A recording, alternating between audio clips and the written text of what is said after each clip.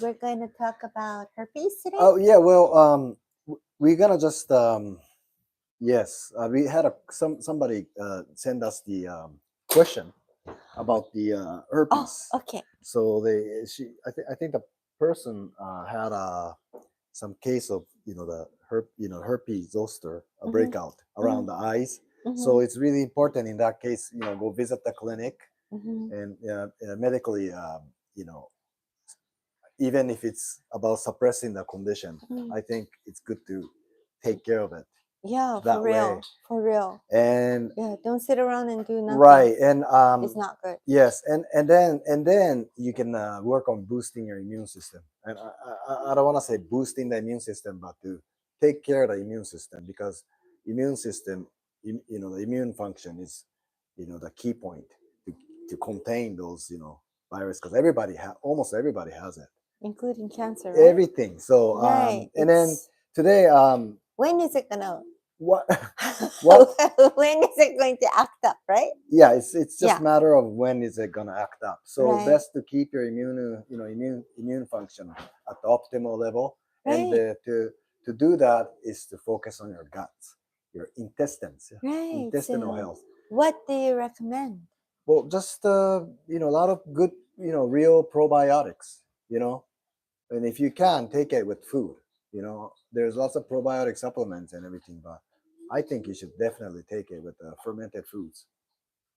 Fermented food. In Japan, we have like the miso, Lots of fermented stuff. Right. Here, yeah. You know what a miso is, right? Yeah, in Hawaii, everybody knows what miso is. Okay, well, but this isn't just for Hawaii. Right. Okay, so what we tell our clients, the easiest way, unless you want to go and get rice bran and this and that and make your own, which we do, it's an easy thing. But get sauerkrauts. Yeah, sauerkraut is good. And sauerkraut can actually be made very easily. Oh yeah, I didn't know that. Well. Yeah, but you can buy it easily. But, so that's a good one, right? Sauerkraut is good. It matches with most of the foods you eat. Yeah. It goes together. It goes well with pickles too, right? Pickles too, but so a lot of those kind of things you want to just eat it once or twice a day. Yeah. Right. So that's what's gonna really boost your immune system. Right.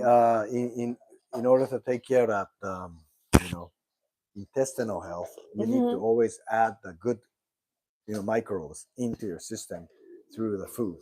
Right. Yes. So you can do that, and do not eat white sugar.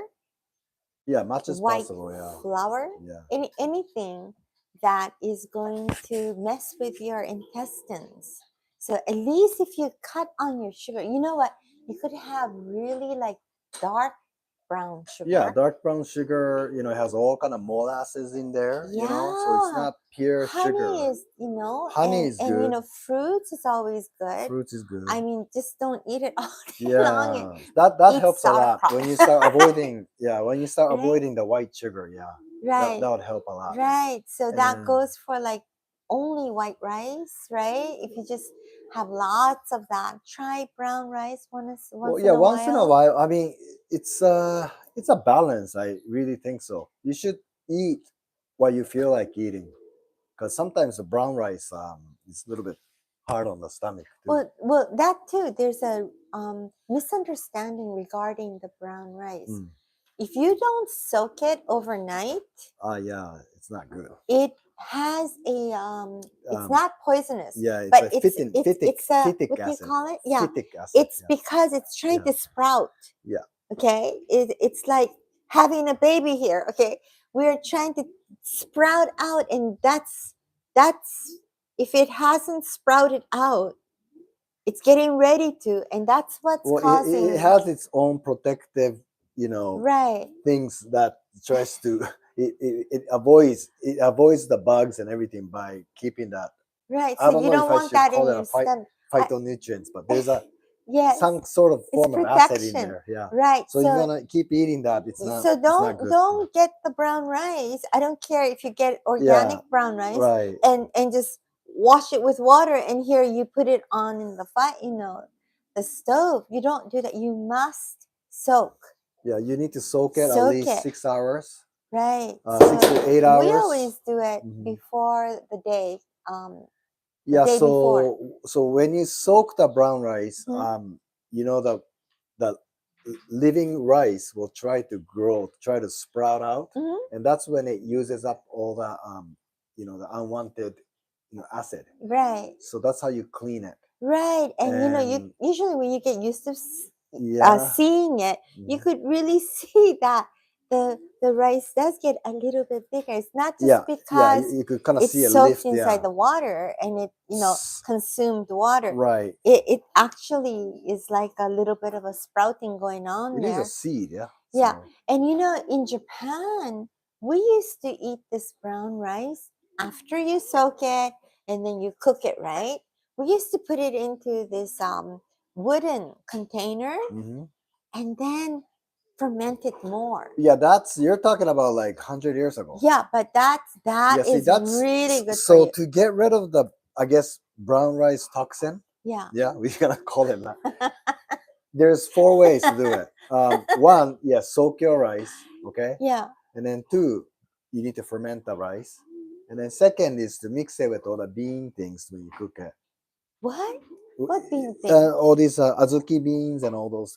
No, but still you have to soak it. Azuki bean has to be soaked as well. Hello, I think you should not cook. And then the fourth way, fourth is to roast it. Right. So those 4 methods are widely used in attempt to clean to clear the brown rice toxin. And so what she meant was that about 100 years ago, when there was no electricity, after when you cook the rice, you leave it into this little pot, for about 2 to 3 days, right? Well, it's not because of the electricity or anything. People thought that was really good tasting. It's like the poi is it called in Hawaii? The indigenous people used to eat for their right, fermented staples, staple. Yeah, there we staple go. food Staple food. Fermented. It used to be this poi. Right. And sour, right. And it's so good in for fact, even now, if you go to these mama and papa stores, right? It doesn't have to be mama and papa store, right? They put it into after they make they get the poi out, not the poi, the potato. What do you call those potatoes? I'm not too sure. Yeah. Are you talking about the they steam it kalo and then they or poi? Yeah. I think it's kalo. Yes. I think. Anyhow, they steam it and then they crush it, right? Right. And then they put it into a bag and put 1 or 2 or 3. It just tells you how many days it has been in the bag. Right. And that's how. So if it's a fresh poi or day old. Right. Yeah, they call it day old or, there's a term for that. Day old doesn't sound very right. nice. But anyhow, the more it is sour, more if you're used to more eating, beneficial in terms of feeding the microbes into right? the system, So there we have it. And at the same time, poi has lots of minerals in there too. It's it's almost like you're eating the ground. You're eating the soil. That poi is such a great way to take care of your gut. Right. So you could look it up. Try getting your gut. Right. So in Japan, better. So a lot of them, the macrobiotic diet. So this is, in fact, I was talking to Dr. Morishita. Dr. Morishita, he used to know, George Osawa, Sakurazawa sensei, who actually started a macrobiotic a long time ago. But what's lacking in the whole brown rice eating concept is, not too many people are talking about taking away the toxin from the brown rice. Yeah. And not what's lacking. And they are getting what's the reason aches. Why, is that 100 years ago there was no electricity. Not everybody had it. So when they cook the brown rice, you're usually eating it, at least for a few days a week. You're eating a fresh brown rice maybe 2 or 3 times a week, because you generally leave it in the pot for 3 days. So Yeah, but what does that have to do with electricity? You keep no, no, on no, saying no. that. The reason why Yeah. maybe the George Osawa didn't mention about fermenting the rice. This is what we talk about with the Dr. Morishita. I'm just Okay, reviewing. soaking the rice. Soaking the no. rice in the Soaking water. the rice is one way, Yes. which we recommend the most. Right. But It's within the four easiest thing. ways, there is a fermenting, right? Mhm. So we were just on the fermenting subject right now. Right. So I understand about the Okay. soaking. So, I sure hope yes. so. So But it's okay because I get to do it.